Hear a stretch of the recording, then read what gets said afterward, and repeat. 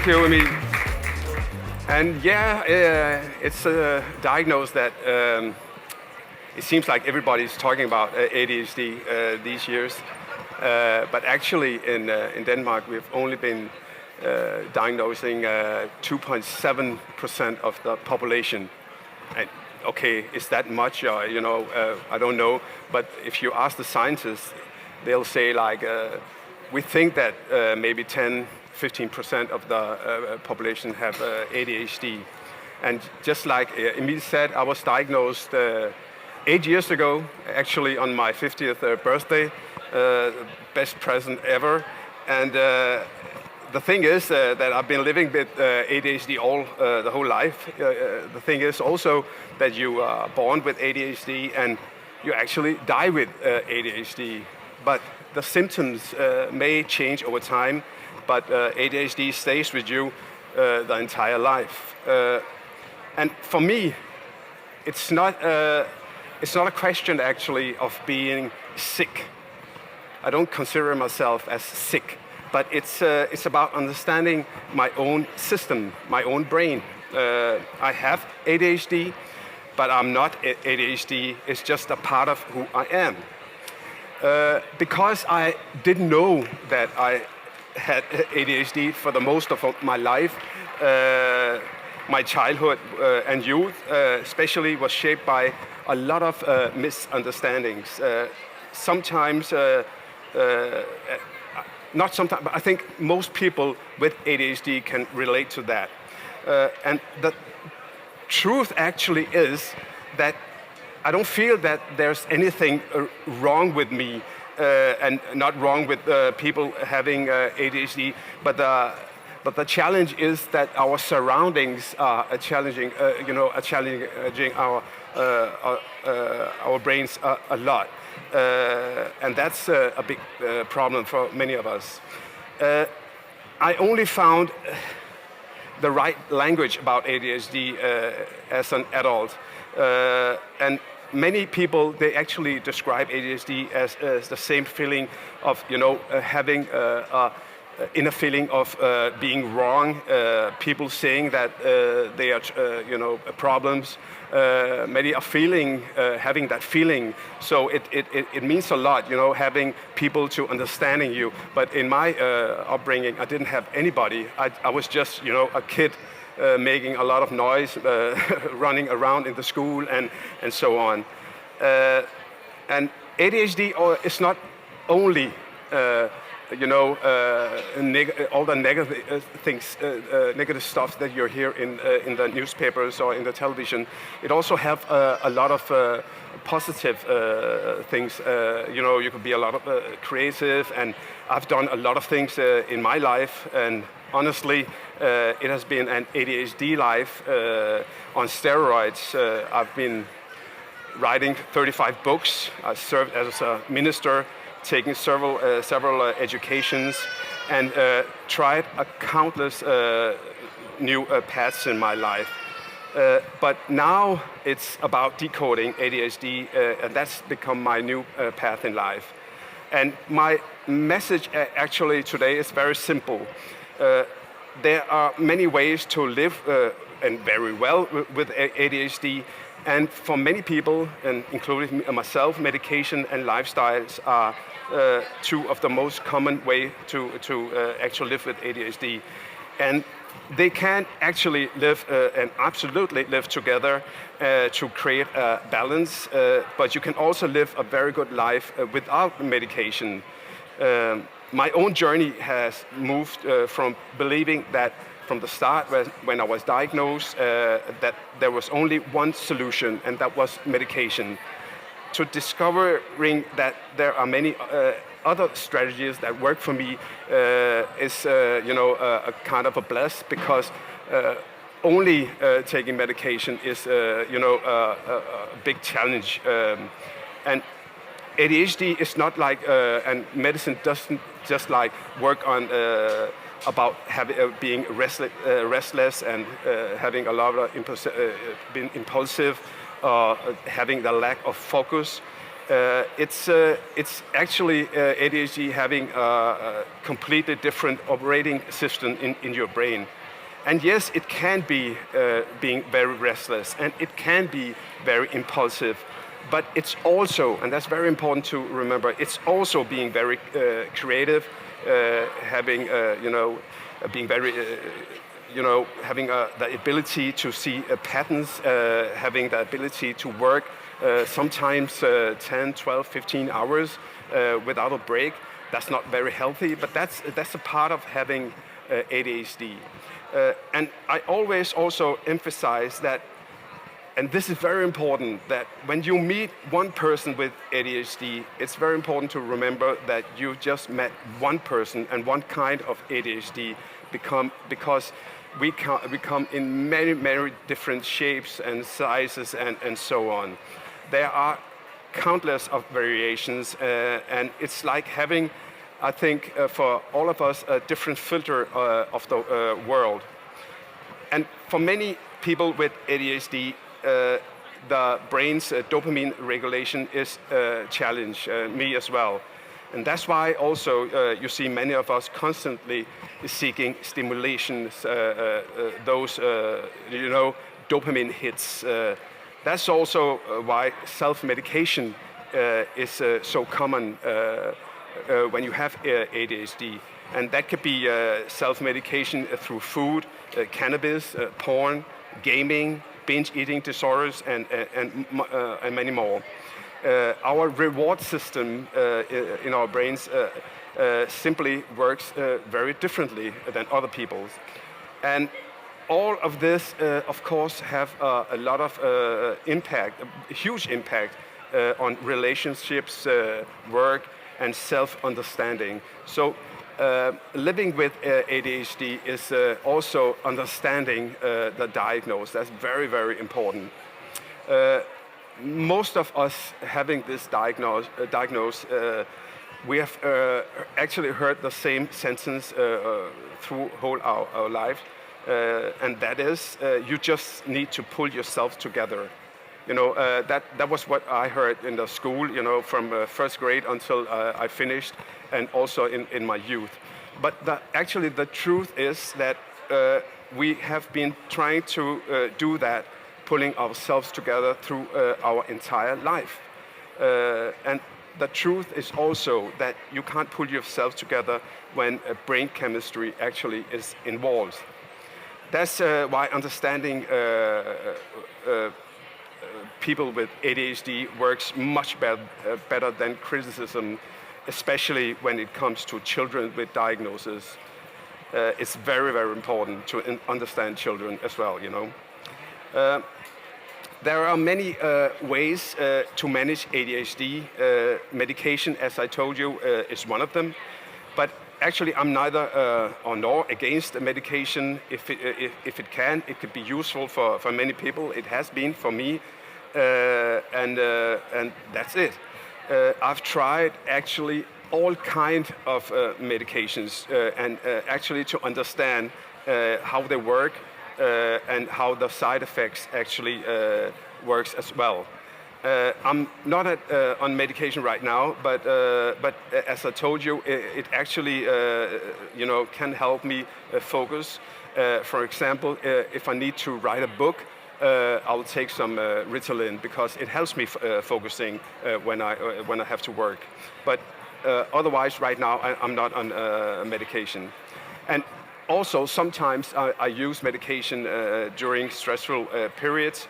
It actually can act as a kind of protection, preventing burnouts. You see a lot of burnouts with people with ADHD. And an ADHD brain actually struggles to filter all the impressions and inputs during a day, and medication helps quiet that noise so you can actually able to focus. And medication changed how I actually also sometimes when I took it functioned, but and that's very important. It didn't remove the challenges in life. The challenges will always be there. So the medication can be a key, but it's not the whole answer when you live with ADHD. the answer, the other part is actually understanding the diagnosis. And I think it is as like a violin, medication tunes the strings, but you still have to learn to play the music by yourself. And over time, you can, of course, even start tuning your strings by yourself. But you have to learn it first, and you have to have the calmness in your life to learn that. And I use medication for that. So now I'm, as I told you, not on medication. So I'm using, hacks that I found out through the last 8 years. My daily habits and health routines, that actually helps me now. One of the most difficult hacks that I tried and experienced was actually this year, the 1st of January. Everything is 1st of January when you start something new, and I start eating sugar. And I didn't eat sugar for like 6 months. And I think, I've tried a lot of stuff in my life, but that was the most difficult thing to do. It was just like cocaine or something, though I've never tried cocaine. And my point is that turning down sugar actually lowered my ADHD symptoms. So I actually more or less stopped taking medication just by stopping eating sugar. And that I'm just saying what helps for me. Maybe other stuff helps for other people, but this just helps for me. Also coffee. Coffee, gave me a lot of focus, but it also triggered some anxiety in me. So I also stopped, drinking coffee, and it also helped me being much more focused than I used to be. I stopped eating meat for many months. Vegetables and protein gave me, a different kind of inner stability. And also cutting down processed food changed my energy and my mood as well. So just all these things meant was the reason that I actually stopped taking medicine. And for me, blood sugar actually and blood sugar balance is actually linked to inner focus for me. So it really helps a lot. And that's not it. I think most importantly, I learned that, okay, I could live with my ADHD without medication, but you can't. Food is not everything, because exercise also have a huge impact on me. High pulse is actually a natural dopamine booster, so that helps a lot. Physical activity also instantly calms my nervous system down and clear my thoughts. And actually, when you've been exercising, it actually works more or less like medication. Another thing that really helped, that was sauna and cold exposures.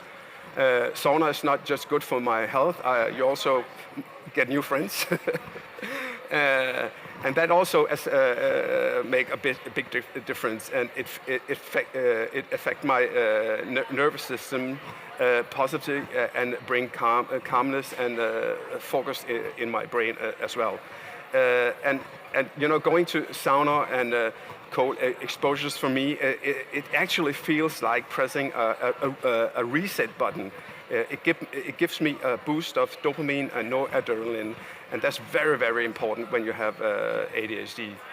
And when I combine, heat and cold, and actually I can regulate stress, and that allows me actually to stay free from medication.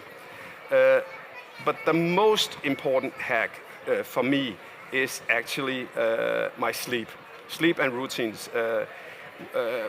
We all know, all of us, that sleep is just it's just as important as food, as healthy food. But for me, routines are just as vital. That doesn't mean that I go to bed exactly 10 p.m. every night. I think just like Emil, he goes to bed 9:30 or 8 or something every night. But But it's very important for me to get my sleep 8 hours every day. It's medicine for me.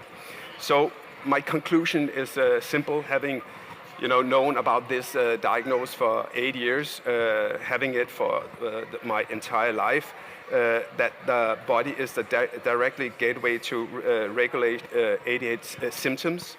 And all my lifestyle hacks are actually like small dopamine buttons I can press throughout all the day. Everything from sugar, not drinking coffee, healthy food, non-processed food, my sleep, exercise, and so on. And for me, it has been, not a wake-up call, but like something very, very important in my life. Because, as I told you, medicine works, and it works, very positively for many people, and does for me sometimes. But medicine also have a lot of side effects, and the side effects with, eating medicine are actually can be very, very terrible. So. For me, again, ADHD is not about choosing between medication or lifestyle.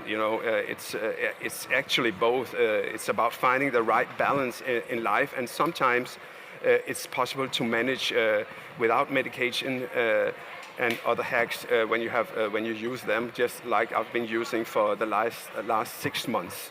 I learned it actually the hard way.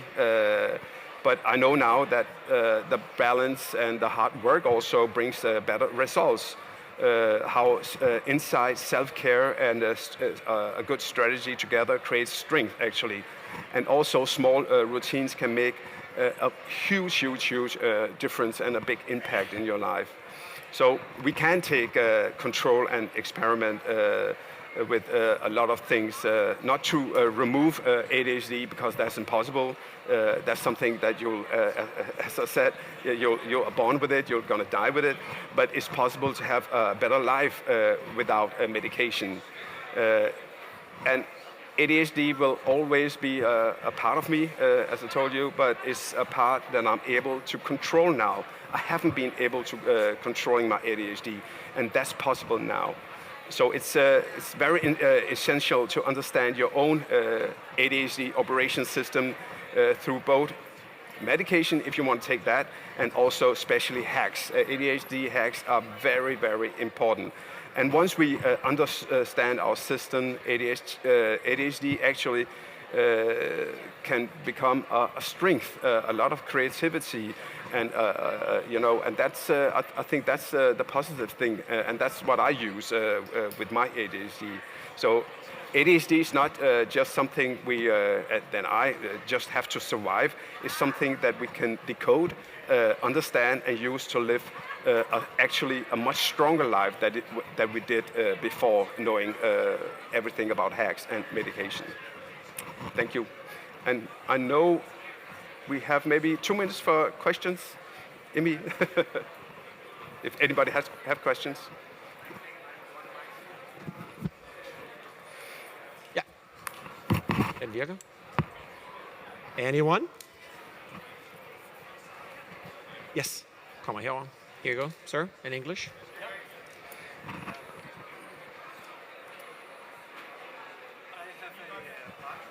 Oh. Hvad siger du? Nå, it's not working. Du siger det bare til mig. Ja. Bare sige det på dansk, så oversætter. Min kæreste, vi har nogle gange problemer med at få det til at fungere, fordi jeg har en meget stramme rutine, jeg står på samme tidspunkt og træner. Hvad vil være råd, som skulle styrke vores forhold? Yeah. Yeah. You're saying that you've got ADHD, and it has an effect on your relationship, and what you can do to having him understanding your ADHD. See, the thing is that it is a big challenge for all relationships. The rate of divorce is much more higher as when you have ADHD, because it's very difficult having, being in a relationship and so on. And to answer the question, I think it's very important to actually, know, as I told, as I said before, how is your ADHD? What are your, how do you respond to this and this? Maybe we could talk about it afterwards. But I think one thing is very important, and also for me, I've been divorced 3 times. Okay. Yeah. Right. No, married 3 times, divorced 2 only. Yeah. Yeah. Yet. Yeah. Yet. Yeah. No, So no. far, so far. I'm gonna stay here. Okay. I don't give a shit. I'm gonna stay here. Okay. No matter what. Okay. And I think the most important thing is for my wife and also for your boyfriend, having the ability to forgive and forgive and forgive, because we are so difficult to live with. So difficult. We are also very funny, having, finding, let's go out and let's celebrate, let's do this and this. But we are also very difficult to live with, especially when we suffer those burnouts that I told you about. When we have those burnouts, everything in our lives, everything hurts, everything is, is a mess, and it's very difficult to be with us. And the best thing is to leave us alone, just to. Finding yourself and I think that's the best way to do it. But maybe we could talk about it afterwards, just 2 minutes. All right. Any other questions for you? If not, oh, here you go. 1 second. Put these on. Here you go, ma'am. I'm interested in hearing your thoughts about ADHD, eating disorders, and burnout, like how they correlate to each other. Yeah. Thank you. A lot of people with ADHD also have a lot of eating disorders, a lot of anxiety. Actually, eating disorder is another kind of anxiety. And if you have untreated ADHD, you actually have 80% high, 80%. I think it's 80%. Risk having anxiety, depressions. So and eating disorder is actually also a kind of anxiety, but it's also regulated around dopamine. I don't have any, and I've never had any eating disorders. But when my dopamine is very low, I just go crazy because I need something. And as I told you before, it could be food, it could be, porn, it could be sex, it could be, you just need something. I think it's just like having diabetes, when your blood sugar levels go down, you just have to have something, and that's the same problem with people with ADHD. And we see it a lot, eating disorders within young girls. Especially in the primary schools, because everything is chaotic in their world, but the food they can control. They think they can control. So it starts there. But you see a lot of eating disorders among people with ADHD, unfortunately. Yeah. I think that was it. Okay. Give a big round of applause for Manu Sareen, everyone. Thank you so much. Appreciate that, man. Okay.